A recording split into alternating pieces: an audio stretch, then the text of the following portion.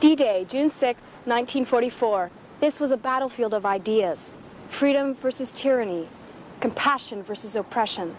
Here in the quiet villages of Normandy, tens of thousands of Canadians led the way to the destruction of Nazi Germany. And it was their sacrifice that liberated a continent. 3 veterans return to this area and reflect on both the horror and the victory. And the challenge they pose to the new generation is simply to remember. And that may be the toughest challenge of all. Heidi Radford in Normandy. How are you, as a sort of business person and an entrepreneur, how are you facing that hurdle?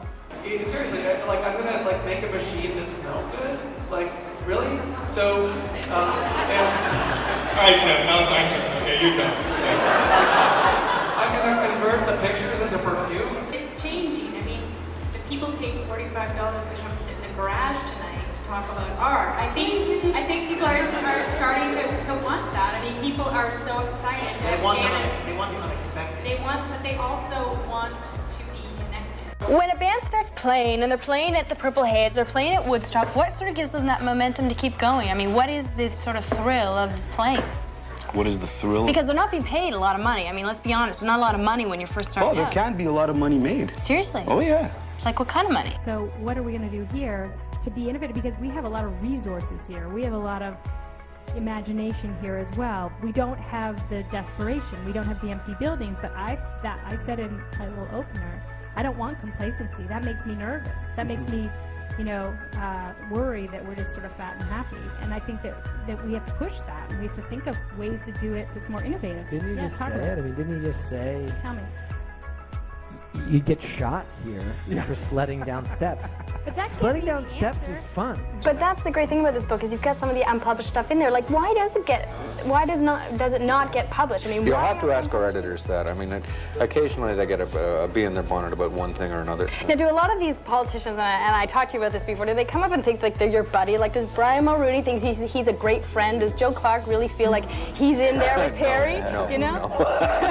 Is this a love-hate or is this a hate-hate? Kind of wary. They have to put up with us. Once you take on the fearlessness that Tim talks about and you just start to draw on the paper and get it going, how do you fund it? Well, as David says, it's this sort of like it becomes this self by the sounds of it. You're injecting the person, but they're not. You have to try to fight out of that and say it's the idea. Right. In fact, The Atlantic just had a thing that cool is defined as something about getting outside, Being out of the norm. challenging the norm, but not in a dangerous way, like in a non-dangerous way. Otherwise, it's bullying. But if you do it in a non-dangerous way, it's cool. Is it harder to do a startup today than it was 10 years ago? Massively. And 20 and 30. I mean, and the result is if you study the biodiversity of our economy, the number of different companies that make up the gross domestic product.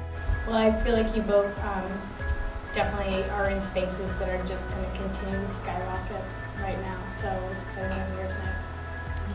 Hashem, tell us about what you're doing. How's MIT? So far, so good. It's only been 3 weeks. There are some young independent bands listening tonight. I mean, what do they do? What do they do Call next? me up, 9820570 from 1 to 7, Monday to Friday. I love that. Okay, so what should they bring? Should they just bring a demo tape? Just bring themselves in their pants. And so how does that feel now that you have all these people who are part of it with you? Where do you feel pressure for that and where do you feel joy?